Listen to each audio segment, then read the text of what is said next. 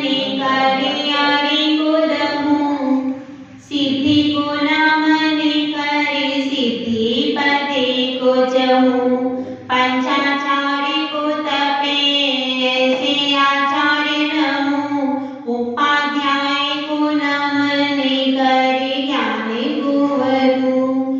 साधु को न मने करे सिद्धि पदे को जहूं, अरिहंते को न मने करे हरि को दहूं, सिद्धि को न मने करे सिद्धि पदे को जहूं। ज्ञान और संयम से जीवन भरा है, कर्मों का काल से जिसने हरा है। करते गुरु के चरणों का वंदन, इतनी हमारी यह प्रार्थना है। हम पर सदा तुम कृपा दृष्टि रखना, कोटीश्वरों से मम वंदना है। हम पर सदा तुम कृपा दृष्टि रखना, कोटीश्वरों से मम वंदना है।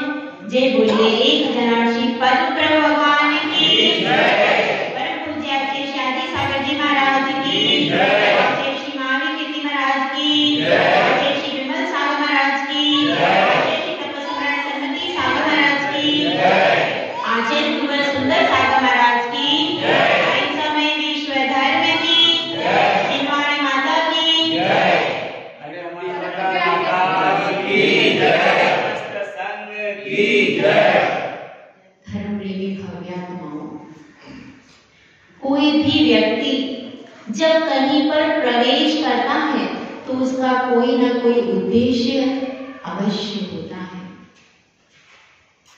एक नववधु जब मंडप में प्रवेश करती है तो वह क्या सोचती है कि मैं अब अपना नया जीवन शुरू करूंगी, मेरे लिए एक नया घर होगा, नया परिवार होगा और उसमें जाकर के मैं दोनों कुलों का गौरव बढ़ाऊंगी। इसी प्रकार से जब परिस्थितियां विपरीत भी होती हैं तब भी हम प्रवेश करते हैं, और जब परिस्थितियां सकारात्मक होती हैं तब भी कहीं ना कहीं प्रवेश करते हैं। तो इस तरह से विभिन्न विभिन्न जगह पर हम प्रवेश करते हैं और हमारा कोई ना कोई उद्देश्य जरूर होता है। इसी तरह से जब भी बच्चों का एडमिशन आप कराते हैं तो पहले बच्चा कहाँ जाता है? स्कूल में पहला दिन होता है। कहते ना आप सब पहले दिन कैसा लगता है? पहले दिन जब बच्चा प्रवेश करता है तो थोड़ा सा डरता है, थोड़ा सा उसको लगता है पता नहीं स्कूल कैसा होगा, मैडम कैसी होगी, और वो थोड़ा सा अपनी मम्मी से या पापा से जो भी उसको छोड़ने जाते हैं शुरू में थोड़ा सा रोता भी है, शुरू में रोता भी है, झिझकता भी है। और इस तरह से धीरे जब वो फेमिलियर हो जाता है तो फिर वो मम्मी को बोलना नहीं पड़ता, नहीं आज स्कूल मिस नहीं करना है। अब उसको अच्छा लगेगा, उसके फ्रेंड्स बन गए हैं, उसके परिवार के लोग जुड़ गए। तो इस तरह से शुरू में अगर किसी चीज में प्रवेश की बात आती है तो बच्चे और हम भी जैसे किसी नई जगह पर जाएं तो कैसा लगता है? तो थोड़ा अपन सोचते हैं कहाँ जाएं, कैसे जाएं, नए मंदिर में जाएं और कभी कोई बड़े आचार्य के पास में जाएं दर्शन करने, तो एकदम से तुरंत चले जाते हैं क्या? अगर पहले से परिचय है, अगर पहले से आपका परिचय है तो क्या होता है? तो फिर आपको झिझक नहीं होती। और जैसे परिचय नहीं है तो अगर परिचय नहीं है तो अपन जैसे कक्ष में घुसेंगे तो पहले देखने लगेंगे कि भाई कहाँ बैठे हैं, कौन है, और फिर धीरे से नमस्ते करके एक साइड में बैठ जाएंगे। फिर धीरे जब वो हमारी तरफ उनकी दृष्टि पड़ेगी या उन्होंने कुछ कहा और हमने उत्तर दिया तो उनके कैसे वो बोल रहे हैं और हमारी तरफ तवज्जो दे रहे, ध्यान दे रहे, तो फिर अपन कुछ कहने की हिम्मत करेंगे। और अगर पूरी भीड़ में कभी हमारी तरफ दृष्टि गई ही नहीं, कुछ कहा ही नहीं, तो फिर हम जैसे गए थे वैसे ही चुपचाप रिटर्न बैक हुआ है। तो इस तरह से बात यह चल रही है, सकारात्मक परिस्थिति होती है तब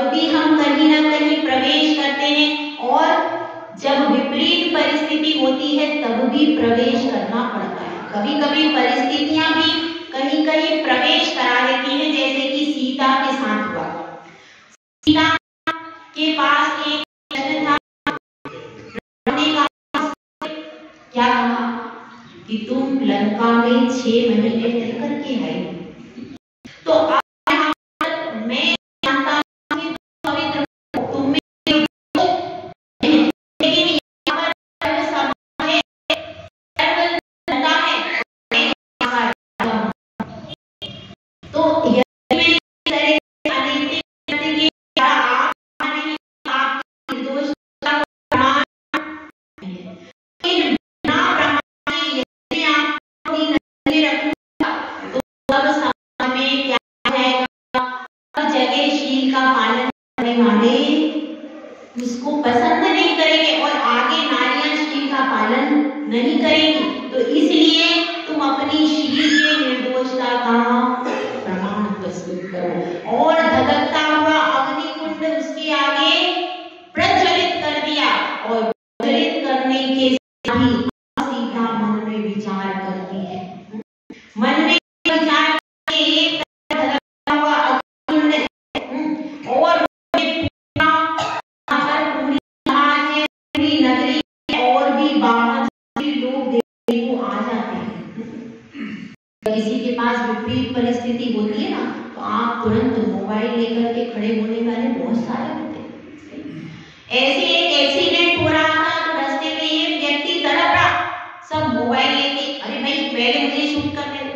ऐसी परिस्थिति हो, अरे उसको उठा करके अस्पताल ले जाने को कोई तैयार नहीं, सब लोग मोबाइल से कैसे तड़प रहा है, कैसे कर हम वीडियो बना लें। ऐसा कितना हमारे लिए प्रचार प्रसार की स्थिति ऐसी चीज बना के डालना चाहते हैं, उस परिस्थिति को समझना नहीं चाहते।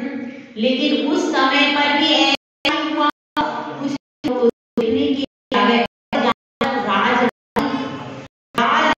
जहां पर शील की परीक्षा देने को कोई साधारण स्त्री होती है तो लोग आ जाते हैं, और जहां पर स्वयं राजराम अयोध्या के महाराजा की पटरानी जहां पर वो, वहां पर क्या परिस्थिति होगी, तो लोग दूर दराज से देखने के लिए आ गए होंगे और बीच सभा में वह अग्निकुंड रख दिया गया।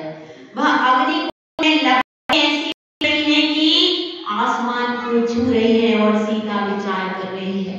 क्या विचार कर रही है कि वह नमोकार मंत्र का बिल्कुल ध्यान कर रही है, नमोकार का स्मरण कर रही है, ध्यान कर रही है, और ध्यान करते करते वह कह देती है, यदि मैंने स्वप्न में भी राम के अलावा अन्य पुरुष का स्मरण किया हो तो हे अग्नि तू मुझे क्या जलाए, मैं तुझे ही जल के खाक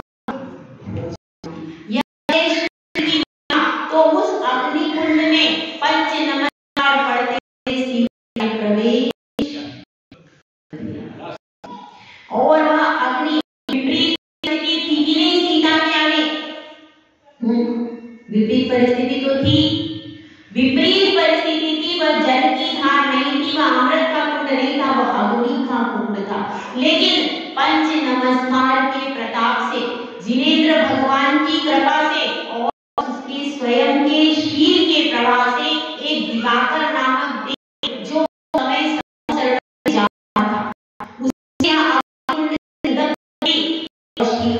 शील तो अपनी विधि से क्या करता, दिवाकर देव ने तब जो जलधार, तो हुआ क्योंकि उसको पता सीता शील है।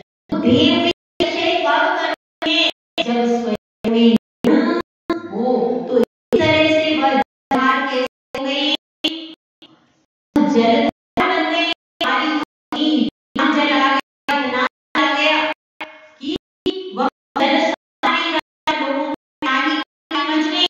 फिर वह जल की धार उठी, सीता के छुए उसे और उसका सब कह सीता मैया बचाओ, और फिर सीता कहती है कि हाँ अब आप सब यहाँ से जलधार के लिए कहती है कि तुम शांत हो जाओ और पानी शांत हो जाए। क्यों?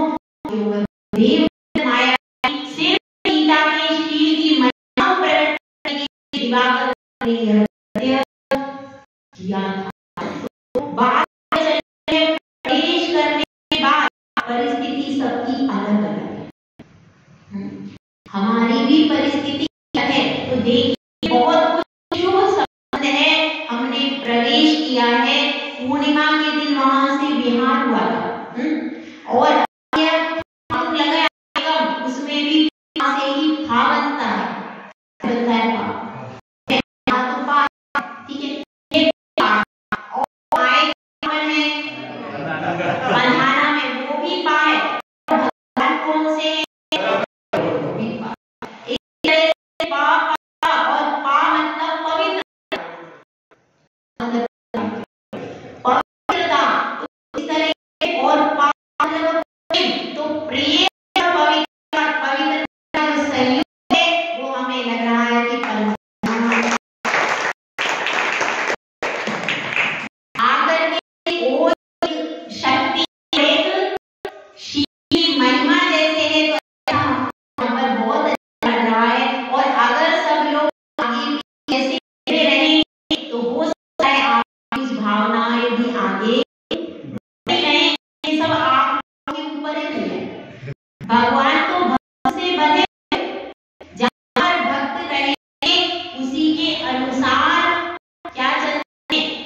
गुरु भी वही जाते हैं जहाँ पर जाता है, से पुण्य भी होता है, से पुण्य भी होता है। तो अगर आप पढ़ेगा आपके पास एक तो बैठे हुए पा वाले बैठे हुए और पा से पढ़ाना, दो तो पा नहीं, के बीच में पुण्य और बड़ा हो जाएगा। हो सकता है